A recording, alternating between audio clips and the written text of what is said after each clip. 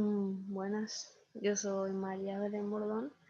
Me corresponde explicar la unidad 9, que es la escuela clásica de David Ricardo.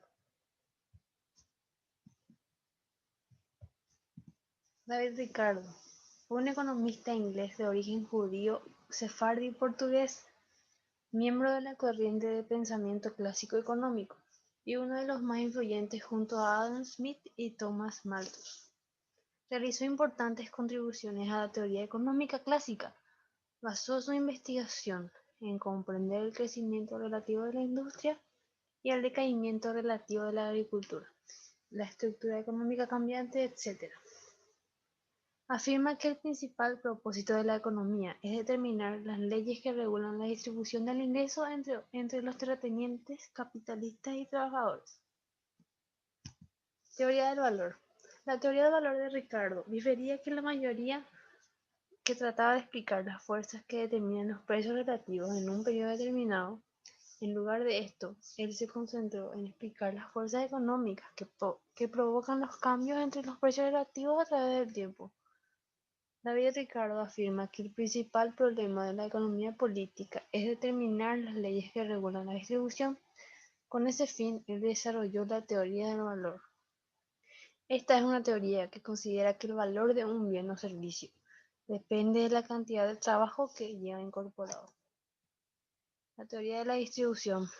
David Ricardo afirma que para determinar las leyes que regulan la distribución del ingreso entre los actores de la economía, trabajadores, capitalistas y terratenientes, era importante señalar el propósito de la economía, es decir, cuál era la participación de los factores de producción en el Producto Nacional.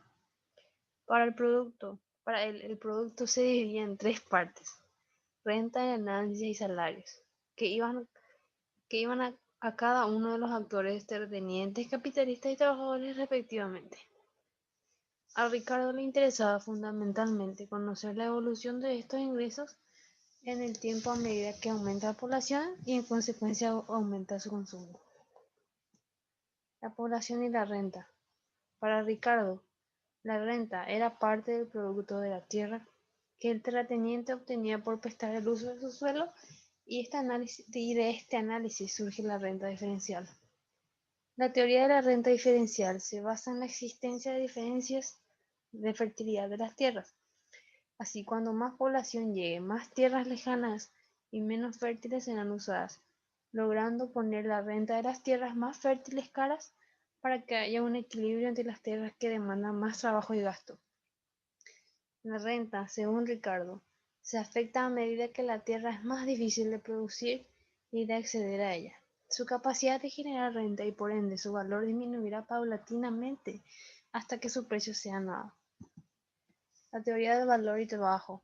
Al referirse a los precios de venta de productos, Ricardo, al igual que Smith, piensa que los precios del mercado pueden ser muy variables y estar determinados por su escasez relativa. Para Ricardo, el precio normal o el valor de una mercancía está determinado por la cantidad de trabajo que contiene. Por tanto, el valor de una mercancía aumenta cuando aumenta la cantidad de trabajo necesaria para su fabricación y disminuye en caso contrario.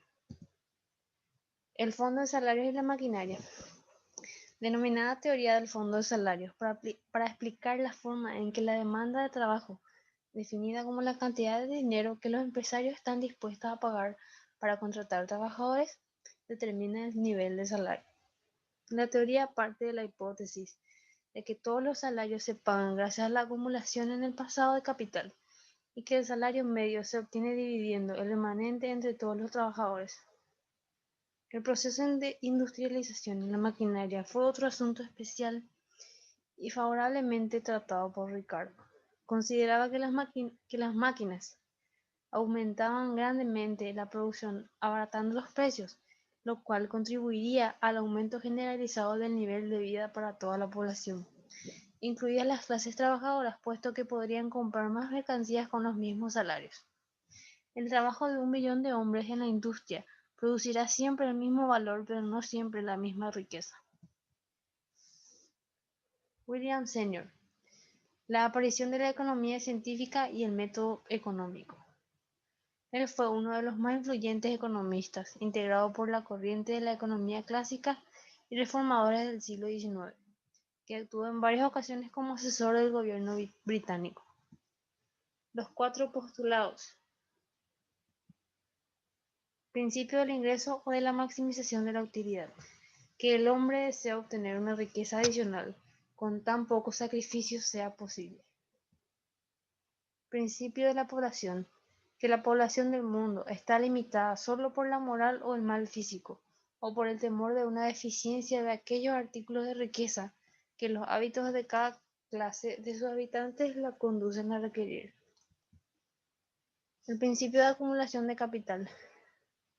Que la fuerza del trabajo y los demás instrumentos que producen riqueza se pueden incrementar indefinidamente utilizando sus productos como medio de mejora para la producción. Principio de rendimiento decreciente. Si permanece inmutable la habilidad agrícola, el trabajo adicional empleado en la tierra de un distrito dado produce en general un rendimiento proporcionalmente menor. O dicho de otro modo, que aunque con cada aumento del trabajo empleado el rendimiento agregado aumenta, el aumento del rendimiento no es proporcional al aumento del trabajo. El valor y los costes. Como una aceptación de la teoría del valor de la utilidad y una crítica de la teoría ricardiana del coste de producción y del supuesto clásico de la libre competencia. Ideas de Senior sobre el monopolio.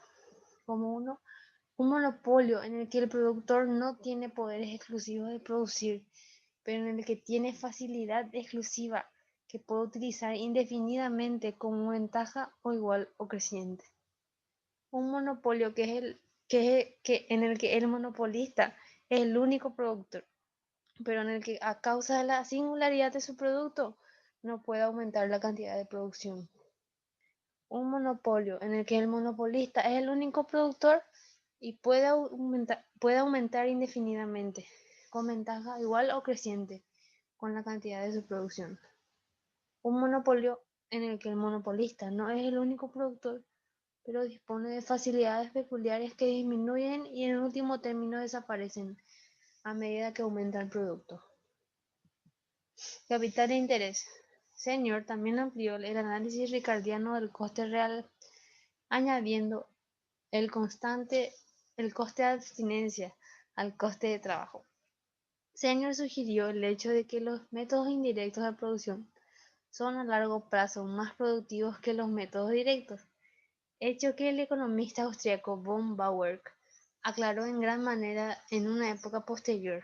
Métodos indirectos significa que se aplaza la producción de bienes de consumo, utilizando trabajo y primeras materias para producir primero bienes de capital que entonces se utilizan con trabajo, primeras materias y bienes de capital para producir más bienes de consumo que los que se hubieran podido producirse solo con trabajo y primeras materias.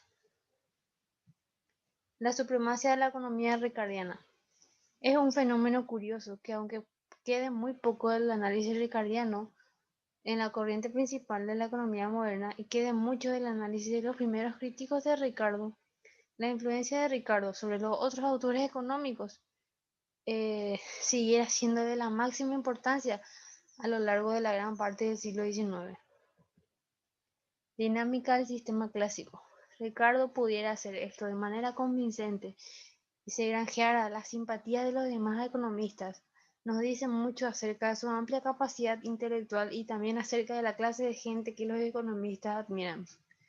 Además, hay algo muy positivo que tenemos que destacar en las realizaciones de Ricardo, porque la incomprensión de este punto constituirá una apreciación errónea de la economía como ciencia. El análisis económico clásico, que es el ricardiano, se basaba a largo plazo en unos pocos supuestos sencillos, a veces discutibles, a partir de los cuales le llevaba a amplias generalizaciones sobre el desarrollo económico. Baumol, análisis.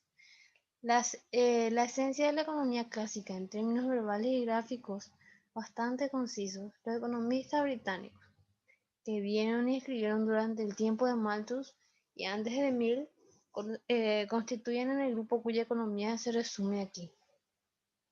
Todo lo que se intenta es una síntesis, puesto que ciertamente no había unanimidad de opiniones en todos los temas económicos entre los miembros de la escuela clásica. El principal interés de los autores clásicos estaba, por supuesto, en el crecimiento económico o la transición de un estado progresivo a un estado estacionario. El estado estacionario menos deseable se veía como el resultado inevitable de la historia económica.